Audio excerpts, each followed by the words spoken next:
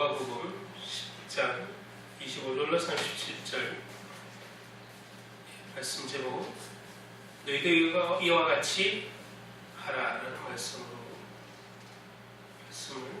나누겠습니다. 사실은 이거 뭐 많이 그냥 제목만 들어도 많이 아는 구절이죠. 선한 사마리아인, 그냥 이 타이틀 하나면 그냥 기독교인은 다 알아대고 듣는 그런 장면이잖아요. 선한 사마리아인.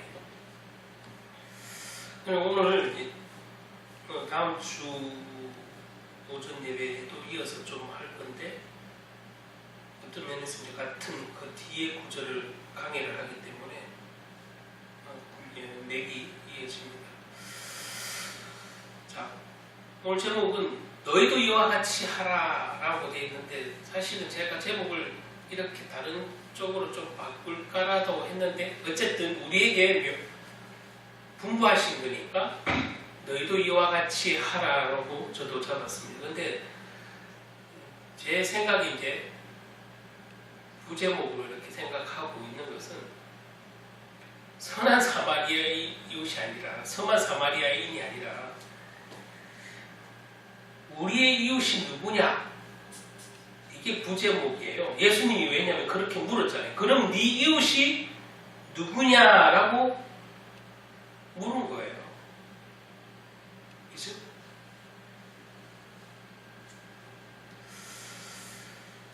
이거에 대한 우리의 질문을 해야 되고, 또 이 답을 오늘 말씀을 통해서 답을 얻어야 됩니다. 자, 첫 번째, 하나님은 왜 강도를 만나게 하셨나? 이 본문만 놓고 보면, 강도를 안 만나는 게 제일 좋은 건데 강도를 왜 만나게 했을까? 그죠? 하나님은 왜 강도를 만나게 했을까? 가끔 성경 공부를 하다 보면, 아니면 양육을 하다 보면, 어린아이들, 특히 어린아이들은 아주 단순하게 받아들이기 때문에, 하나님이 그렇게 전지전능하다면 왜 마귀를 처음부터 만들지를 말든가, 아니면 아담과 하와를 속이는 그 하와를 당장 가두면 될 것인데 왜 하나님은 사단을 그냥 내버려뒀냐고. 그런 질문, 아주 단순하지만 사실 본질적인 질문이잖아요. 똑같아. 오늘 여기에도 보면, 일단 누가 선한 이웃인가를 논하기 전에 세 사람이 가다가, 그죠? 세 사람이 이 강도 맞는 사람을 봤는데, 하는 그 행위를, 모습을 비유를 든 거잖아요, 예수님이. 근데 비유든 것 중에 하필 또 무슨 강도 만난 것이라고 이렇게 표현을 하셨을까? 그럼 하나님은 처음부터 강도를 만나게 하지 마시지, 강도를 왜 만나게 했을까? 이렇게 질문할 수도 있잖아요. 하나님은 정말 우리를 사랑하신다면 지금 이 세상을 보면, 아마 불신자들도 다 그렇게 생각하시겠지만, 하나님이 그렇게 인간을 사랑하시면 이 세상에 가난한 사람도 없어야 되고 평등해야 되고, 이 세상에 좋은 것들만 있어야 되는데, 어찌하여 하나님은 사랑의 하나님이라고 그러고 우리를 사랑한다고 하시는데 이 세상에 불의한 것들을 아직도 그대로 내두고 놔두고, 어찌하여 하나님은 그러면서도 불구하고 사랑한다고, 이건 모순이지 않느냐, 이런 질문을 할 수가 있죠. 그래서 그냥 하나의 그냥 종교라는 의미를 부여하기도 하죠. 그냥 사람들이 자기 어떤 지치고 힘든 심신을 위로하기 위해서 종교를 가지는 거다. 그런 면에서 기독교도 똑같은, 다른 불교나 어떤 면에서 같은 거다. 그렇게 대부분 생각하고 있겠죠. 자, 그거는 영의 얘기를 모를 때 얘기니까 우리 거기는 오늘 거기 얘기는 빼고, 어쨌든 그런 질문을 할 때 하나님 오늘 왜 강도로 만나게 하셨어요? 라고 따지고 싶을 수도 있잖아요. 만일 여러분이 이런 질문을 받는다면 뭐라고 대답하겠냐고요.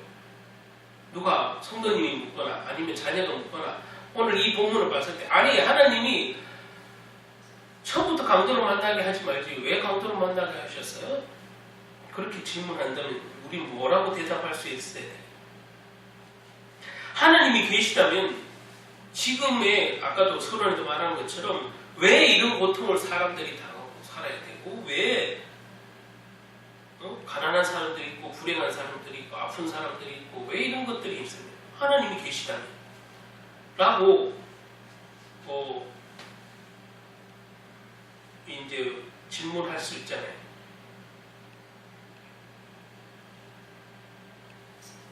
근데 이런 질문을 하기 전에 이런 일이 닥쳤다면, 쉽게 말하면 고통이 닥치고 이해할 수 없는 일이 닥쳤다면 어떻게 해야 되겠어요? 하나님이 계신가를부터 방문해야 될까요? 그 일에 대해서 우리가 어떤 생각을 해야 될 건지 한번 생각을 해봐요. 하나의 예를 들게요. 예화지만 어떤 점잖은 선비집에, 선비라는 것은 점잖잖아요. 선비집에 초가집에 비가 샜어요. 비가 새서 물이 똑똑똑 떨어져요. 그것을 본 아들이 아버지 비가 셉니다 하면서요. 이제 막 아이가 이렇게 호들갑을 떨었어요. 그러니까 선비인 아버지가 빗물이 왜 새는지는 생각도 안 하고 있고 또 빗물이 새는 것을 받아야 된다는 생각도 안 하고 있고 심지어 그 원인인 구멍난 곳이 있으면 찾아서 조치를 해야 되잖아요. 그냥 아이가 그렇게 물어보고 이렇게 호들갑을 뜨는데 이 아버지라는 사람 선비는 그거에 대한 전혀 감각이 없어. 우리 집에 왜 비가 새는가? 그냥 그 생각만 하고 있어. 만약에 아이가 빗방울이 떨어진다니까 우리 집에 왜 비가 새는가? 그 생각만 하고 있어. 생각 이전에 해야 될 것이 뭐죠? 지붕으로 올라가 봐야지. 왜 새는지는 그 앉아서 백날 생각해봐야 어디서 새는지도 모를 것이고 정확하게 고기에서 떨어진다고 하지만 빗물이라는 것도 고기에만 구멍이 있는 게 아니라 여러 군데 있는 것이 모여서 떨어지잖아. 제가 이제 이 비유를 왜 들었냐면 생각만 하고 있으면 아무것도 달라지는 게 없어요.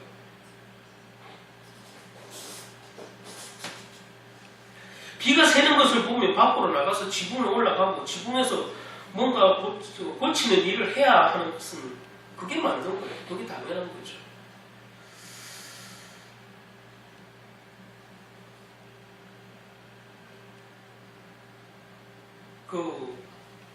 세상을 이렇게 불공평하다고 말하기 전에 노력을 해봤는가 그런 생각을 해야 되지 않겠어요? 이건 뭐 신앙을 떠나서 말이죠. 세상이 불공평하다. 야, 돈 있는 놈은 더 잘 벌고 돈 없는 놈은 열심히 노력해도 그것은 거기고 이렇게 말하기 전에 열심히 벌으려고 노력을 해봤는가?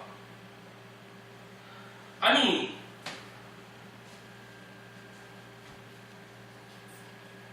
가난한 자가 왜 가난하다라고 말하기 전에 노력을 해봤는가를 해야 될 것이고 빚진 자가 왜 나는 빚이 많은가를 말하기 전에 빚을 갚으려고 노력을 하는 게 맞잖아요. 그거 백날 한번 앉아서 나는 왜 빚이 많은가 고민하고 있으면 돼요. 나는 가난하다. 백날 앉아서 나는 왜 가난한가만 생각하면 되냐.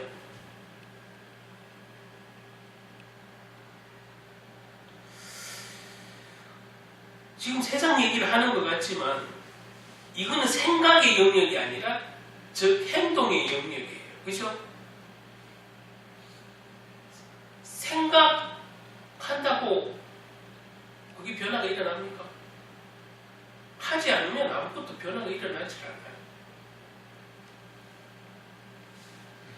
행동의 영역이라는 것도 있어요. 우리가 믿음이라고 하지만 믿음 안에서 순종이라는 영역이 있잖아요. 믿음은 우리의 영혼이 어떤 바라보는 지향점이라면 그 지향하는 바를 행동으로 옮기는 것, 행동 영역, 그것이 우리는 순종이잖아요.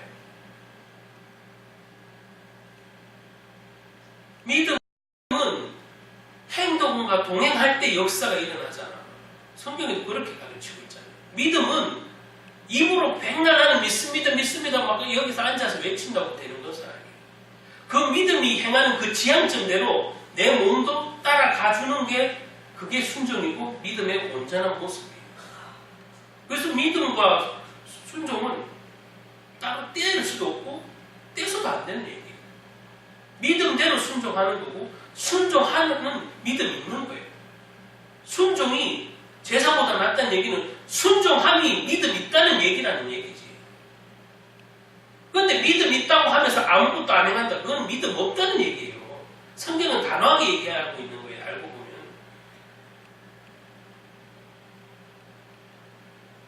고로 똑같잖아요. 내가 예수님을 믿습니다. 믿습니다. 믿습니다. 믿습니다. 그렇게 외치던 베드로가 배반 안 했어요. 믿습니다 하기 전에 자기의 믿음을 보이는 그 행동이야말로 진짜 믿음이라는 것을 믿음이 있었음을 나타내주는 증거잖아요. 순종이 증거예요. 믿음에 대한 증거예요.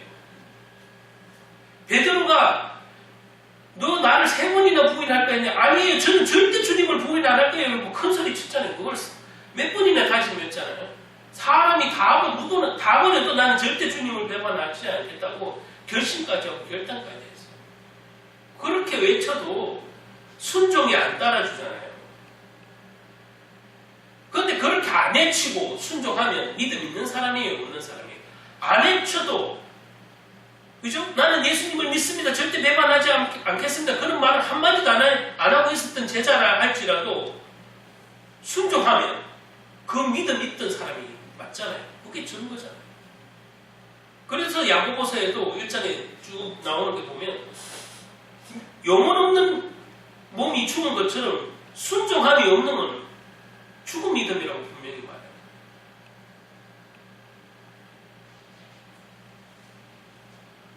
근데 이 땅에는 지금 이렇게 복음주의 시대를 산다는 지금 이 개신교 안에서 보면은 믿음을 강조한 나머지 잘못 오해돼서 왜곡돼서 아니 난 믿으니까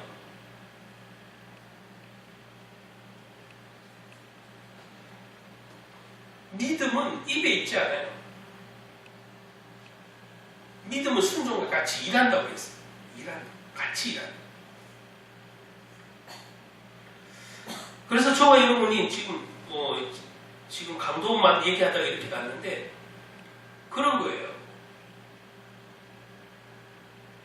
제가 예를 들었듯이 피 세는데 피 세는 거 외세지만 생각하지 말고 올라가야 돼. 행동의 영역이 필요한 거예요.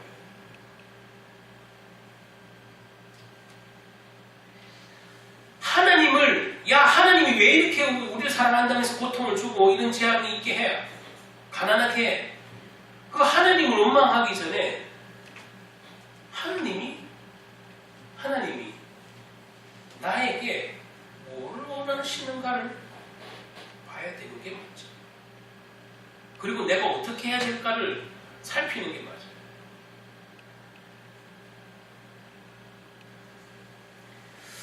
하나님은 우리를 통하여서 오늘 여기에 이 강도 만난 사람을 이제 돕는 거에 대해서 나오는 것 같은데 사실은 도움이 핵심은 아니에요.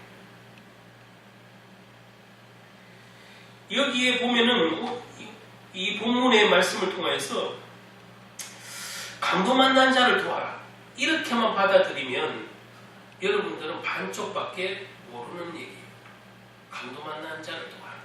오늘 이 성경 본문을 보고 야 나는 불쌍한 자를 도와야지 강도 만난 자를 도와야지 이렇게 말하면 반만 아는 거야.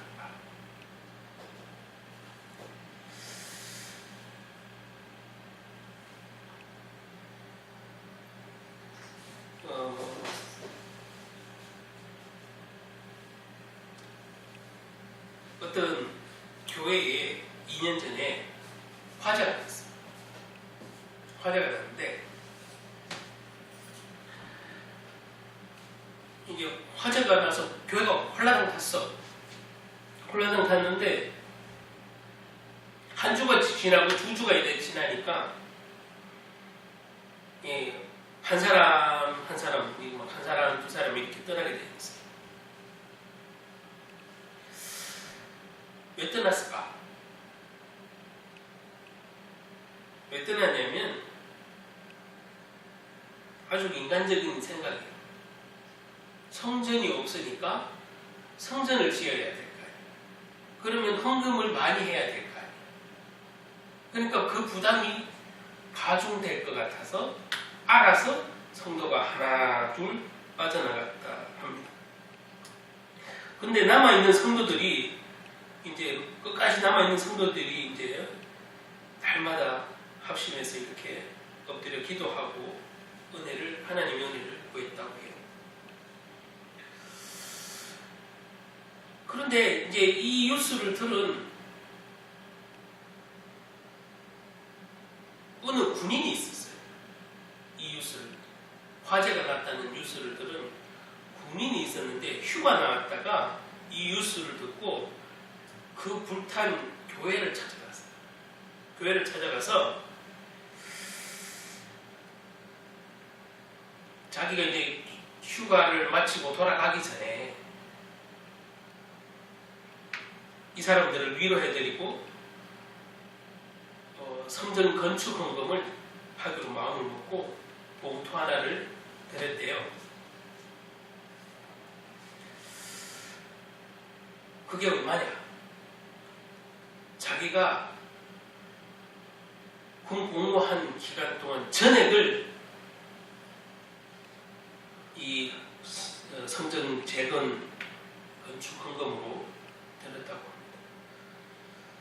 그렇게 이제 헌금한 지 한 3개월 만에 여러 군데서 이는 비슷한 사례의 헌신자들이 나타나서 1년 후에 성전을 완성을 했다. 이게 일종의 좋은 이제 예화 같은 건데 이 말씀을 왜 드리냐면, 자, 교회에 문제가 있잖아요. 교회가 홀라당 타버렸어. 이게 보통 문제잖아요. 교회가 홀라당 탔다는 거. 하나님, 어찌하여 하나님의 성전이 불에 탈 수 있습니까? 이는 질문부터 아까도 말했잖아요. 왜 우리 교회가 그런 재난을 만나야 됩니까? 우리 교회가 무슨 잘못했습니까? 이런 질문부터. 아니, 우리 교회가 무슨 그렇게 하나님 보시기에 나빠서 우리 교회에 있는 화재가 일어났다고 홀라당 다 태워드리겠습니다.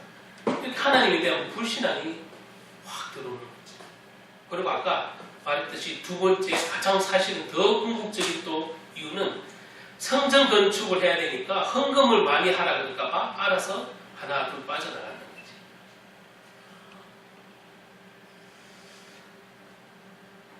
그 사람들 뭐 일리 있는 나가는 이유겠죠. 근데 여러분, 하나님을 원망하고 왜 우리에게 이런 게 닥치냐고 하나님을 불신하기 이전에 이 교회가 끝까지 남아있는 성도들이 한 게 뭐예요? 기도자. 아무 능력이 없는 몇몇의 소수의 그 사람들이 기도했는데, 아까 그는 휴가 나온 군인이 자기 월급을 전액을 헌금하는 그런 헌신자들이 하나둘 모여서 불과 1년 뒤에 성전을 완성을 했다고 한다는 것은, 여러분, 이 예화를 들으면서 생각이 드는 것은, 그들도 남아있는 자들조차 남아는 있지만 원망만 했다면 지금의 그 성전이 재건되었겠습니까? 아니면 불 관리를 잘못한 누구를 탓을 하느라, 야, 네가 불을 냈지, 네가 관리를 잘못했지, 그 어떤 한 사람을 죽일 사람으로 만들고 있지 않겠어요? 그렇죠? 만약에 그 교회에 사찰 집사가 있었는데 그 사찰 집사가 있음에도 불구하고 불이 확 나서 탔다. 그러면 모든 책임은 사찰 집사가 져야 됩니다. 욕도 다 먹고. 그러고 있다면 아무것도 달라지는 것도 없고 새 성전은 건축되지도 못했어요. 누구 탓을 하고 누구 책임을 전가하기 전에 합심해서 하나님의 뜻을 구하고 하나님의 은혜를 구한 것. 그것이 1년 뒤에, 불과 1년 뒤에 성전을 하나님이 허락하시는 또한 기적을 맛보는 응답의 시간이 된 것 아니겠어요? 그러면은 이 남아있던 성도는 그런 체험을 통해서 더욱더 하나님을, 그 사건이 비록 힘들었지만 더욱더 하나님을, 그리고 자기 자신의 신앙을 돌아보는 중요한 계기가 됐을 거예요. 이는 기적뿐만 아니라 자기 신앙이 쑥 자라는, 성장하는 그런 계기가 되었을 거라고요. 그런데 그냥 육신의 생각으로 다짜고짜 그냥 떠났던 사람들은 이는 성전 건축에 재건하는 기적을 꿈이라도 생각했겠습니까? 아니면 체험해보기라도 할 수 있었냐고요. 그냥 떠나니까 그만인 거예요, 자기는. 떠나면, 난 이 교회 그냥 떠나면 그만이지.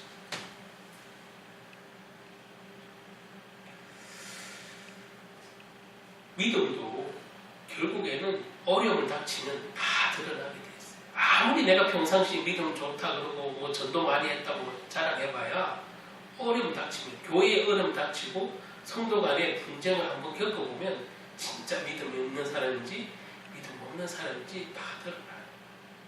그리고 무엇보다 중요한 건 하나님을 원망한다는 것. 하나님을 원망하는 사람인지 원망하지 않는 사람인지는 그때 드러나는 거예요. 사건과 문제를 만나고. 저와 여러분이 어떤 문제를 만났고 어느 고통 중에 있습니까? 그러면 내가 지금 주님을 원망하고 있는지 안 하고 있는지 그것부터 살펴봐야 돼요. 응답 달라고 하기 전에 내가 하나님께 왜 내게 있는, 나는 내가 무슨 죽을 죄를 지었다고, 왜 우리에게 하필, 왜 나에게 하필 이런 질병을, 왜 하필 나에게 이런 가난을, 이런 부모를, 질문. 그건 결국 주님에 대한 불신 아니에요. 믿음이 있다고 하지만 결국에는 우리 내면 속에는 그런 것들이 은연중에 나오게 되고 은연중에 그것을 고백하게 돼요. 남에게까지 이렇게 말하게 돼요. 그래서 정말 우리가 믿음 안에 있는가는 사실 내가 불평불만을 주님께 내어놓고 왜 하필 주님 접니까? 라고 말한다면 나는 믿음 없는 사람이에요. 그만큼.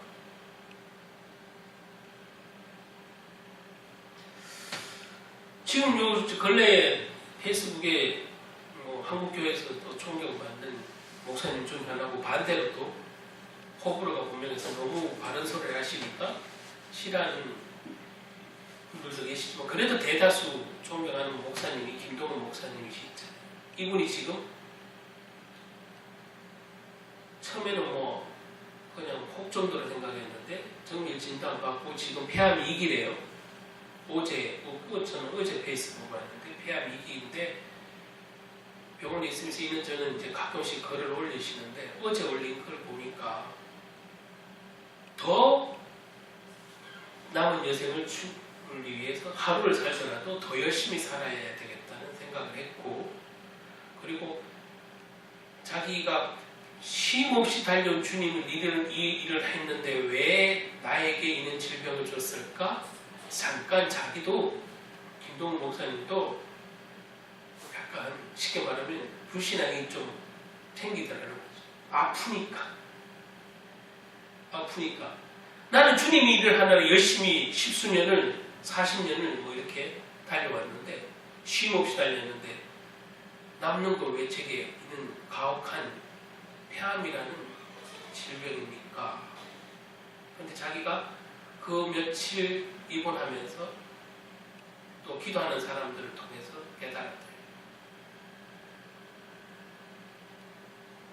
네가 노년에 암 환자들, 암 환우들에 대한 경험을 조금이라도 느껴봐요. 그리고 본인은 항암 치료가 힘들다고 하도 주변에서 말하니까 솔직히 인간적으로 보면 항암 치료를 안 받고 싶어 했고 거부하고 싶은 마음이 있을 때, 그런데 항암 치료를 4차례 받기로 의사랑 합의를 해봤대요. 4차례. 앞으로 이제 아직 한 번도 안 받았는데 4차례 받는데, 자기에게는 그런 약간 부정적인 생각도 있고 두려움이 있지만 나보다 훨씬 오랜 시간 동안 암의 고통을 받고 암에 대해서 공포를 가지고 있고 죽음에 대해서 공포를 가지고 있는 저 암 환자의 환우들을 나는 조금이나마 느껴볼 수 있어서 감사하기로 했다, 이렇게 표현을 한다. 내가 그들만큼 아직 고통을 당하지도 않고 나보다 훨씬 긴 오랜 시간 암과 싸우고 있는 분에게 말로 표현할 수 없는 것을 나도 직접 겪어보게 됐으니 내가 이것을 사역이라고 생각을 하고 감사하기로 했다.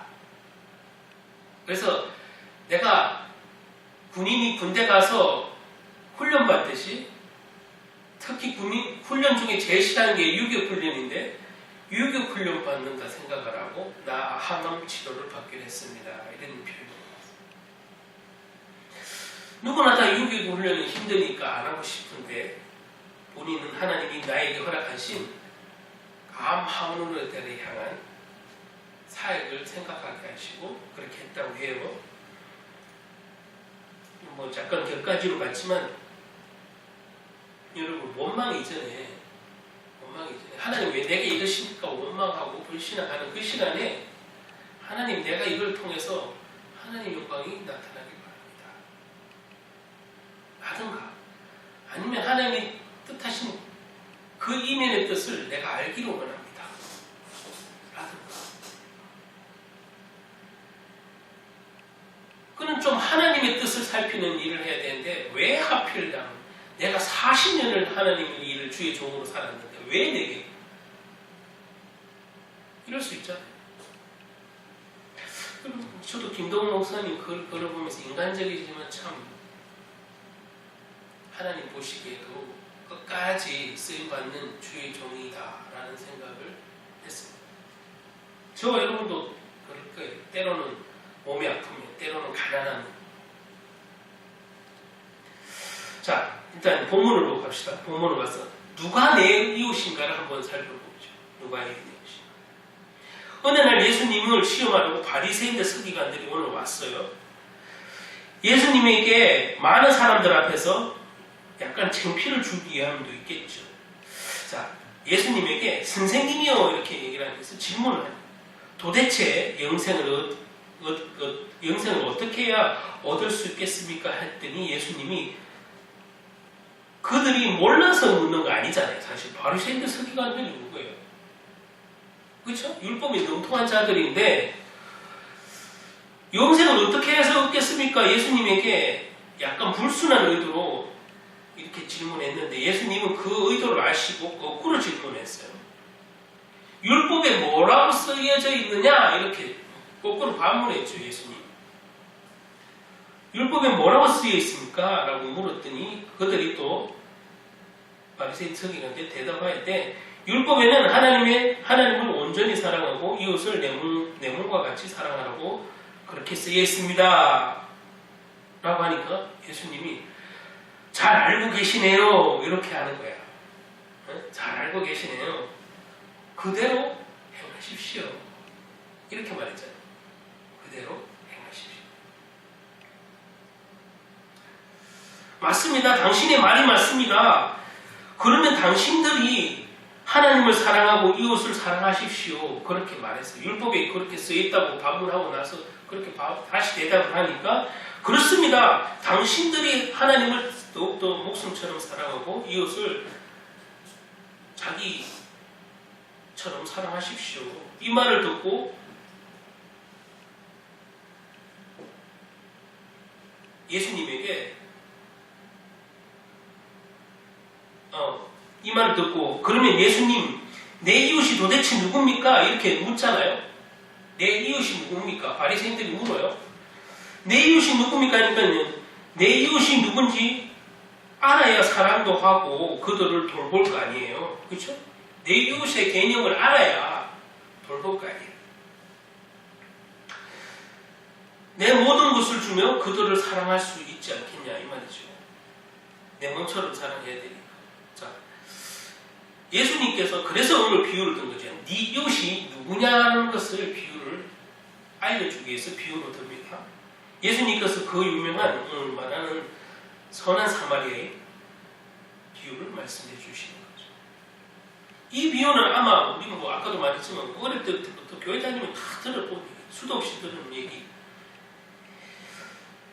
자, 하지만 이 비유가 그 모든 어려운 이들의 선한 이웃이 되라는 교훈으로 아까도 말했지만 그런 식으로만 알아듣는다면 안 됩니다. 왜냐하면 이 비유에는 영원한 생명이신 하나님 나라를 소유하는 방법이 들어있다는 것이. 하나님 나라를 소유하는 방법.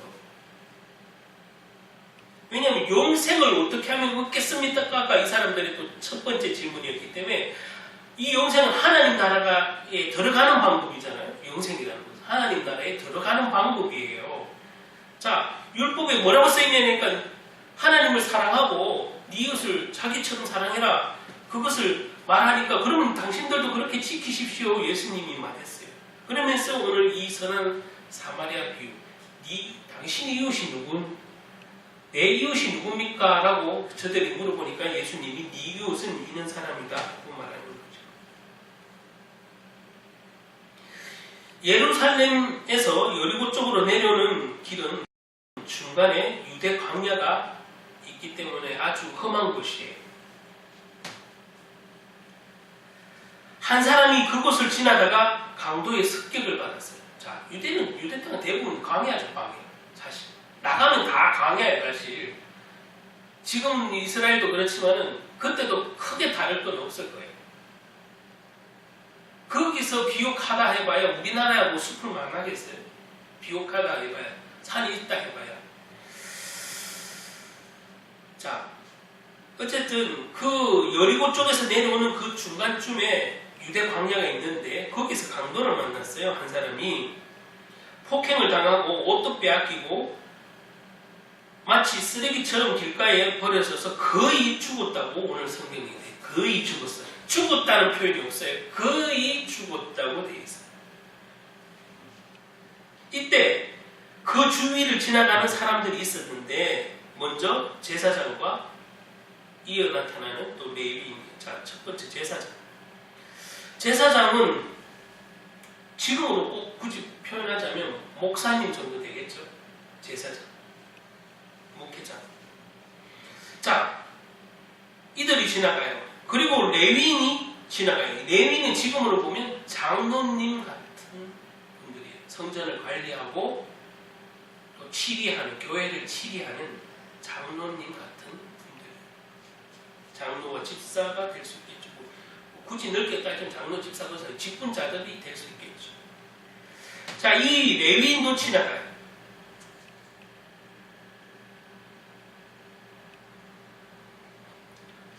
자, 더 넓게 보면 하나님 사랑하고 이웃을 사랑하는 말을 들었던 하나님을 믿는 모든 사람들을 대표한다고 할 수 있어요. 이 제사장과 레위인 사실. 그죠? 하나님을 믿는, 하나님을 자칭 사랑한다고 하는, 그리고 내 이웃을 내 몸처럼 사랑하라는 이 말씀을 들은, 율법을 아는 모든 하나님을 안다고 하는 자, 곧 모든 성도를 대표한다고 말할 수 있죠. 제사장, 레위. 자, 근데 이 제사장과 레위가 강도 만난 자를 보고 하는 행동을 보세요. 강도 만난 사람을 보면 그들은 피하여 지나쳤다고 분명히 되어 있어요. 제사장도 지나쳤고 레위인도 지나쳤어요. 오늘 중요한 질문 세 번째, 도대체 왜 그들은 지나쳤을까? 왜 그랬을까? 왜 그랬을까? 뭐 여러 가지 추측이 가능하겠지만 그 시대의 문화를 보면 확실한 추측을 예상을 할 수 있어요. 왜냐하면 이 구약 성경에서 그 단서를 찾을 수 있는데 레위기 21장 11절 다시 한번 PPT 한번 봅시다. 레위기를 하면 우리는 그 성전에 관한 모든 규례, 그 율법들이 들어져 있죠. 자, 레위기의 21장 11절에 보면 자, 한 게 있습니다. 어떤 시체에든지 가까이 하지 말라. 그의 부모로 말미암아서도 더러워지게 하지 말며라고 되어 있어요. 자, 그 당시 제사장, 그 당시 레위인들 성전을 관리하고 또 백성들의 죄를 속죄제를 드리고 번제제를 드렸던 제사장, 지금으로 보면 목사, 아까도 말한 장로, 집사, 권사, 쉽게 말하면 모든 하나님을 믿는 자들이라고 하는 그들 포함이 됩니다. 대표니까. 자, 특히 레위인으로 대표되고 제사장으로 대표되는 이들은 구약시대에 보면 시체를 만지면 안 돼요. 그게 부정하다고 하기 때문에 시체를 절대 만지지 말라고 되어 있어요. 자, 고로 여기에 지금 예수님이 비유던 것은 제사장 레위가 그의 죽은 것과 같은 그 사람을 보고 죽었다고 판단을 하고 시체라고 판단을 하고 안 만졌다는 얘기예요. 판단을 본인이 했어요. 그죠? 거의 죽었다는 표현이 있어요. 죽었다는 표현인 게 시체라는 표현이 아니고 거의 죽음 두드려 맞아서 거의 폭행을 당해서 거의 죽게 된 사람인데 보니까 내가 보니까 저 사람 죽은 것 같아. 그러니까 살피러 가는 게 아니라 적어도 살펴라도 보러 가야 되는데 그냥 저거는 죽은 거야. 죽은 시체야. 부정해. 만지지 말아야지. 이래 판단을 하고 제사장도 레위인도 지나갔어요. 제사장들은 지금으로 보면 성직자들이잖아요. 그때도 성직자였고 성전 임무를 수행하려면 저 규칙, 레위기 21장 11절 저 규칙을 규례를 반드시 지켜야 할 규정이기 때문에 오늘 예수님이 비유든 것은 이들은 율법을 지킨 거예요. 사실. 그렇죠? 율법을 지킨 거예요. 율법을. 부정한 걸 만지지 말라고 하는 그 율법, 레위기의 그 율법을 지킨 거예요. 저 율법을 지킨 걸로 볼 때는 잘한 거예요. 그렇죠? 잘한 거예요. 잘한 거잖아요.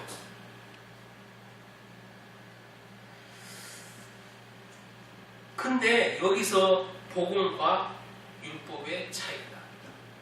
예수님이 이걸 설명하는 복음과 율법의 차이.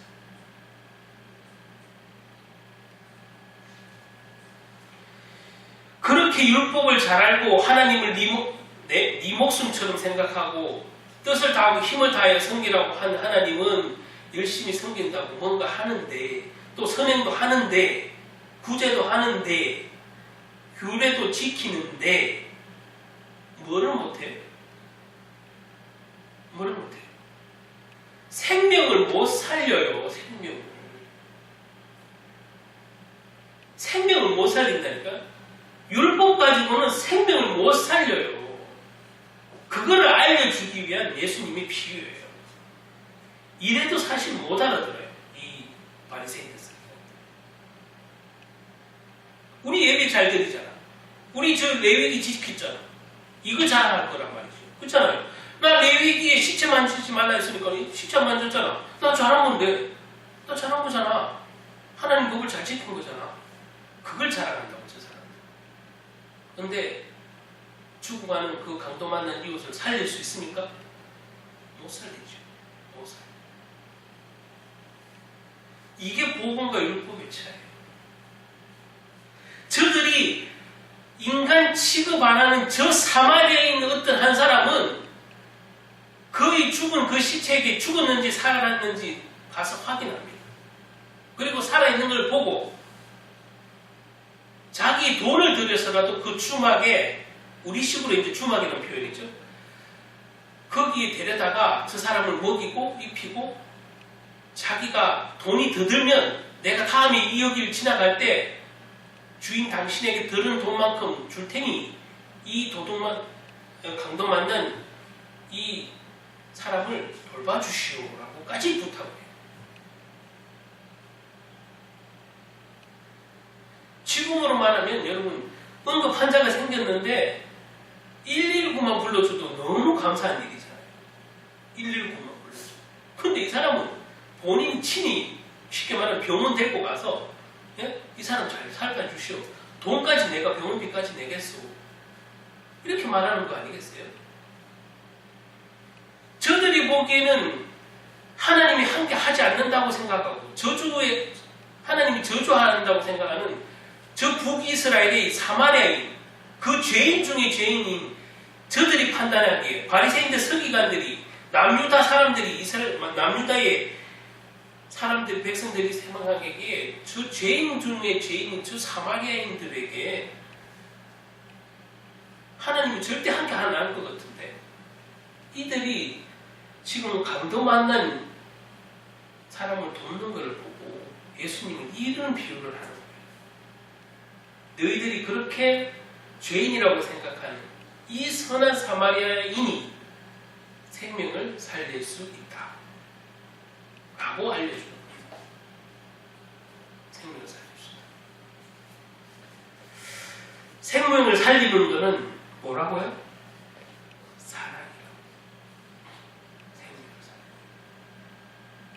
생명을 살리는 것은 내가 하나님의 율법을 잘 지켰다 그게 아니에요.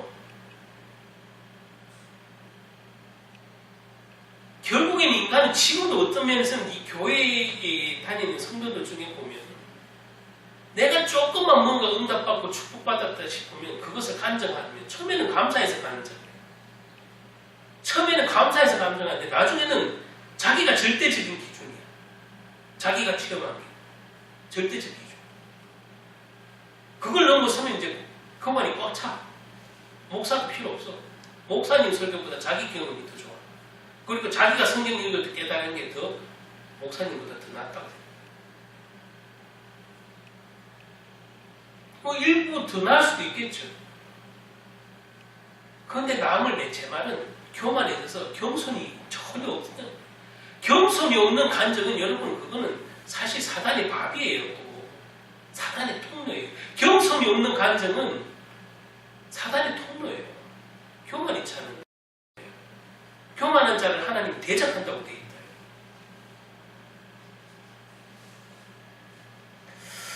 그러므로 여러분들도 응답 받을 때도 조심해야 되고 내가 섰다 할 때 조심하라는 것처럼 섰다 할 때 사단이 역사하기 쉬운 거예요. 교만을 움직일 수 있는 거예요. 남을 나보다 높이라고 되어 있는데 나보다 낫다고 생각하라고 되어 있는데 남을 까기 시작하는 거예요. 아래로 보기 시작하는 거예요. 축복받을 때 조심해야 되고 남이 인정해 준다 할 때 조심해야 돼요. 그게 사단이 통로예요. 자, 오늘도 중요한 것은 내가 하나님의 법을 지켰다고 자꾸 자랑하는 저 바리새인들 서기관들은 절대 생명을 살릴 수 없지만 너희들이 정죄하던 저 사마리아인은 그 사랑 있는 선한 행동, 사랑 있는 행동 때문에 생명을 살리는 이것이 하나님 보시기에 율법을 잘 지킨 너희들이 하나님께 칭찬받을 것이냐 저 사마리아인 선한 행동을 하는 사마리아인 칭찬을 받을 것이냐는 생각해보라고 지금 예수님이 비유로 알려줘요. 누가 하나님께 칭찬받겠냐? 누가 하나님께 합당하겠냐? 누가 하나님께 온전히 그것을 선으로 여겨지겠냐? 아, 율법을 잘 지켰구나. 시체를 안 만지셨으니까 너는 참 율법을 잘 지켰구나. 칭찬받겠냐? 그건 자기들 생각. 그건 인본주의.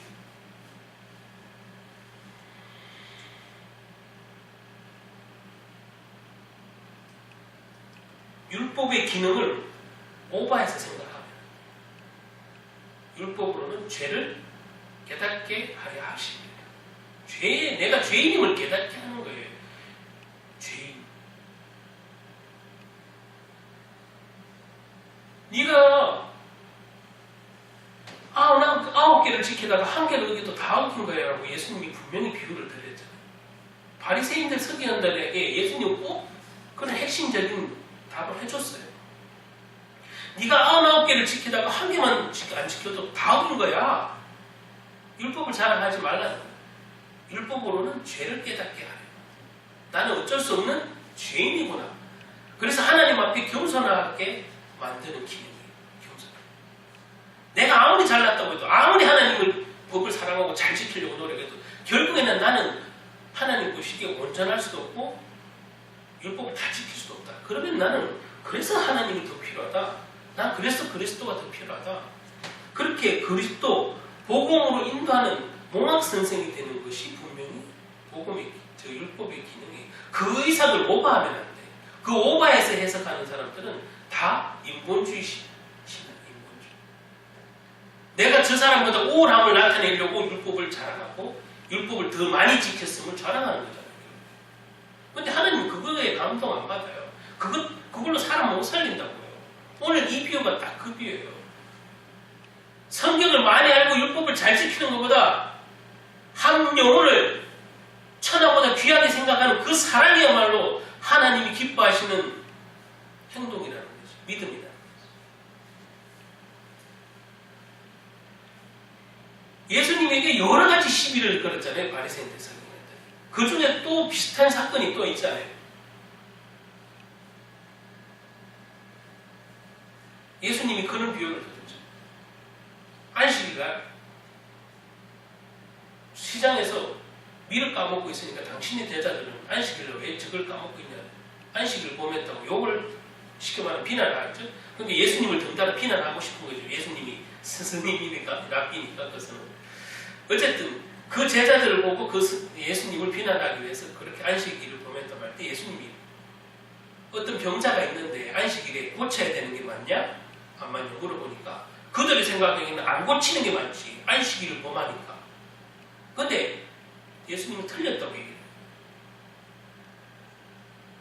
안식일에 사람의 한 생명을 살리는 것이 더 귀하다. 분명히 말씀해 주셨어요.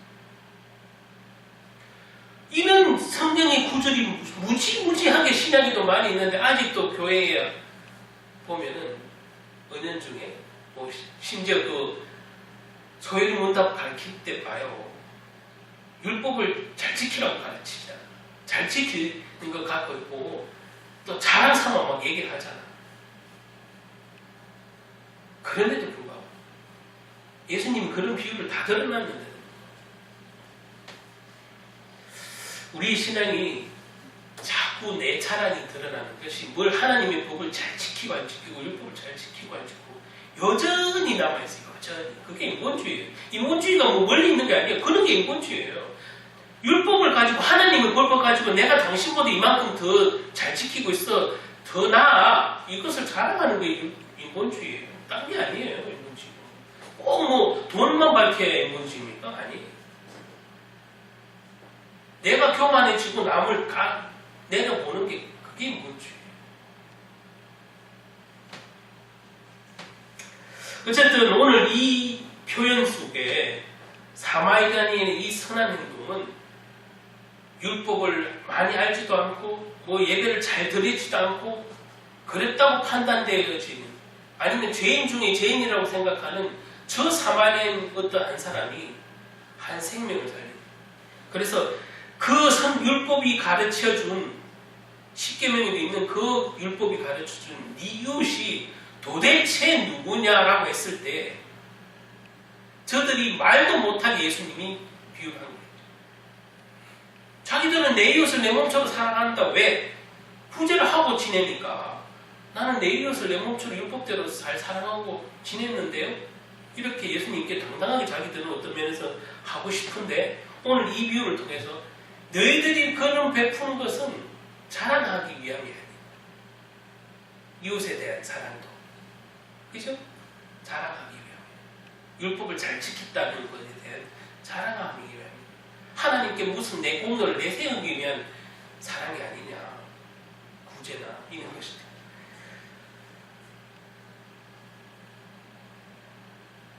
저들이 그 당시에 그렇게 알고 있던 그 율법에 나오는 내 이웃의 개념이 그런 거예요. 율법을 지키는 어떤 수단이야, 내 이웃. 바리새인들이 생각하는 그 내 이웃은 율법을 내가 지켰다 안 지켰다 하는 그 수단에 불과한 거예요. 그런데 이 선한 사마리아인은 그런 동기나 아무런 이유가 없어요. 그냥 한 영혼, 생명을 살려야 되는데 사랑이 작동하는 거예요. 그리고 자기의 모든 정성을 다 쏟아붓죠.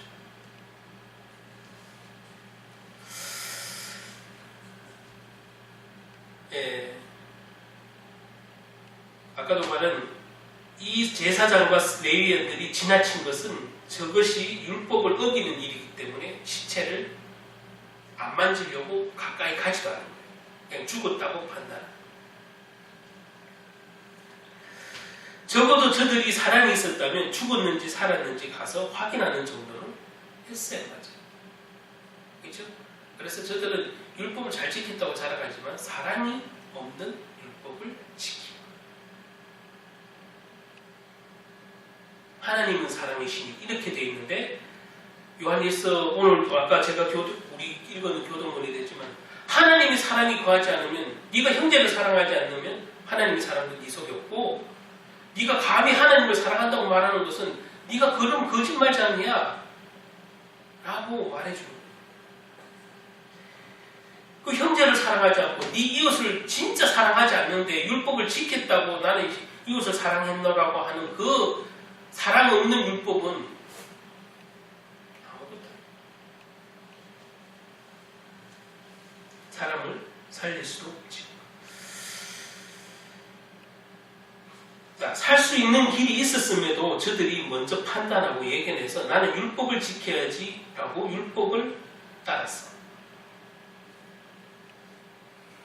죽은 자를 만지지 않는 것이 그들은 절대적인 하나님의 율법이고 또한 해야 될 일이기 때문에 그들은 죄가 아닐 것 같아서 했어요. 그렇죠? 하나님이 오히려 기뻐할 거라고 생각하고 한 거예요. 율법을 지켰다. 그러나 그 예견과 그 판단은 다 틀리고 복음을 왜곡한 거예요. 율법의 기능도 왜곡한 거예요. 세상에 나가보면 자신의 행동만 생각하는 것이 죄라고 생각하는 사람은 없어요. 왜? 자신이 하는 행동이 남에게 죄가 될 거라고 생각하고 사실 하는 사람은 없잖아요. 내가 이걸 행동해서 저놈을 괴롭혀야지 나는 죄인 줄 알지만 저놈을 애를 먹여야지 라고 하는 사람은 없어요. 기본적으로. 내가 하는 행동이 다 내가 판단하기는 잘하는 행동, 좋은 행동이라고 해요. 그렇죠? 근데 그 판단도 다 옳은 게 아니야. 내가 아무리 옳다고 해요. 우리의 기준은 옳고 그름의 기준, 그 분별의 기준은 성경이에요. 믿는 자들. 그렇잖아요. 옳고 그름의 기준, 내 판단이 아니고 내 생각이 아니고 내 경험이 아니고 내 지식이 아니고 성경에 근거한 성경에 의한 분별이에요. 그게 옳고 그름에 대한 성경 판단이. 그러면 성경에서 요구하는 것은 사랑인 거예요. 자꾸 관이 믿음, 소망, 사랑 중에 그것 중에 제일 사랑이라고 바울이 말한 것은 그 하나님의 사랑이 대표되는 최고의 하나님의 사랑이 인간에게 베푸는 사랑은 그리스도. 그 그리스도가 최고로 인간에게 베푸는 사랑은 또한 뭐야? 십자가의 죽으심으로 사랑. 그 사랑을 아는 우리는 마땅히 내 이웃을 내 몸처럼 사랑해야 되는 것이 마땅히 이렇게 이어지는 계통이란 말이에요. 그 사랑을 아는 자는 그 계통이 이어지는 거예요. 그래서 자기 생각이 맞다고 하는 그 교만은 사단이 주는 거예요. 자기 생각이. 우리는 우리 생각이 맞다고 판단하지 말고 내 생각이 성경에 비춰봤을 때 옳을까? 아니면 하나님이 기뻐할까? 하나님이 영광될까? 이거를 자꾸 모든 일에 적용해봐야 돼. 내 생각이 옳은데 다 옳지 내가 생각하기. 누가 나한테 내 생각이 딴지 보면 오히려 기분 나쁘죠. 그걸 겉면이라고 안 받아들이고 아니면 내가 그걸 한번 생각해봐야 되겠는데 적어도 이 정도는 생각해봐야 되는데 아까 말한 시체에 아예 가까이 내가 판단해서 안 가는 것처럼 그럼 지가 왜 나한테 그렇게 얘기를 하는 거야? 너나 잘 아세요? 이러면서 아예 안 듣는 것, 귀 닫는 것 그런 교만은 사실 그리스도인들이 버려야 될, 지양해야 될 것입니다.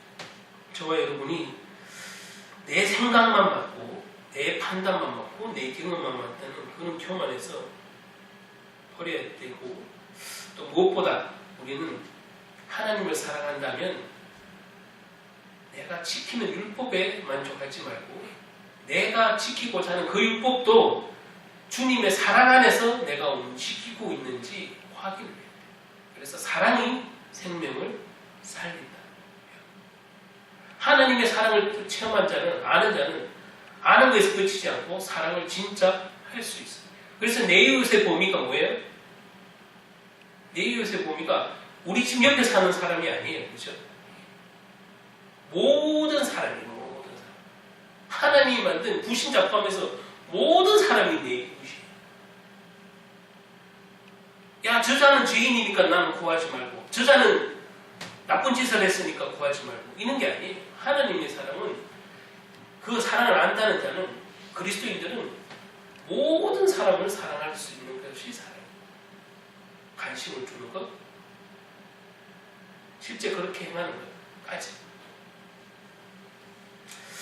자, 마칩니다. 그래서 다음 주에도 조금 이어질 건데, 왜 사마리아인입니까? 라는 건데, 고통당하는 아까 그 강도 만난 자를 돕는 것에 초점이 맞춰져 있다면 굳이 사마리아인이라는 지칭을 써가면서 주인공으로 등장하지 않았을 거예요. 강도 만난 자가 주인공이라. 오늘 예수님의 비유도 강도 만난 자는 사실 말하고자는 본질적인 의미가 아니고 이 사마리아인이 주인공이에요. 그죠? 사마리아. 그것도 돕는데 포커스가 있는 게 아니라 이 사마리아인이 그들이 생각하기에는 죄인 중에 죄인이었다는 사실. 바리새인들 속에. 어쨌든 저들이 판단하는 것은 사랑이 없는 그런 모든 율법의 행위, 어떤 예배 행위, 구제 행위 그런 거를 이렇게 경각심을 주는 예수님의 아주 귀하고 놀라운 저와 여러분이 한 주간도 마음에 새겨서 사랑이 있는 뭘 하나하나 하더라도 사랑이 있는 또 한 영혼을 살리고 싶은 그런 긍휼함이 주님의 마음을 품고 사람들을 만나고 또 대화하고 소통하는 저와 여러분이 되길 예수님의 이름으로 축복합니다. 기도하겠습니다. 하나님 감사합니다. 오늘 귀한 말씀 감사합니다. 우리는 주님의 일을 한다고 하고 또 내가 이것을 지켰다 안 지켰다 그는 논쟁 끝에 남을 비하하거나 아래로 보거나 폄하하거나 또 마음의 상처까지 주기도 합니다. 율법을 잘 지키고 안 지키고가 본질이 아니고 또 율법을 잘 지킨다고 해서 하나님의 마음을 흡족하거나 하나님께 합당한 것 아니라는 사실을 오늘 이 예수님의 강도 만난 비유를 통해서 알게 하듯이 사랑이 생명을 살리고 사랑이 영혼을 살리고 사랑이 복음을 전하며 사랑이 하나님 보시기에 합당한 줄 믿습니다. 하나님 우리의 이웃이 어떤 범위도 아니고 어떤 민족도 아니고 하나님이 구원하시고자 하는 모든 인류에게 미치는 그 십자가의 사랑, 그 십자가를 전할 저희들을 먼저 부르시고 그 십자가의 체험을 한 성도들을 통하여 한 영혼이 구원받기를 원하시는 하나님의 그 큰 뜻을 우리가 알아서 정말로 차별 없이 사람들을 대하고 또 무엇보다 사랑으로 대하고 내 이웃을 내 몸처럼 사랑하라는 그 말씀이 율법을 지켰다 안 지켰다 이전에 정말 한 영혼을 천하보다 귀하게 생각하는 주님의 마음으로 저들을 도울 수 있는 선한 사마리아인이 되게 도와주시옵소서. 동기 없이 모든 일을 행할 수 있는 우리 성도들이 되게 도와주시옵소서. 예수 그리스도 이름으로 기도드립니다. 아멘.